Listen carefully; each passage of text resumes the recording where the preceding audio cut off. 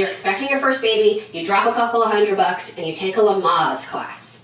You learn how to stay calm, deal with pain, breathe, whatever. Due to that wonderful invention called the epidural, I didn't use those breathing exercises for their intended purposes, but here's what they're really good for. When your husband comes home from work and asks you, what did you do all day? Breathe. That moment when your 2-year-old gives you a black eye during a tantrum. Breathe. When the grandparents feed your kid too much sugar. Breathe. When your bank account is approaching zero, your kid gets sick and you have a huge deductible. Breathe. When your preteen says, I hate you for the first time. Breathe. When your child declares he doesn't want to play soccer, even though you just paid $300 for soccer. When your mother comes over and says, I miss these days, while not helping you at all. When your male doctor says it's time to lose the baby weight. When your kid's teacher asks how much TV he watches. Breathe. When you're on the way to school and your kid reminds you that you were in charge of 50 cupcakes for today.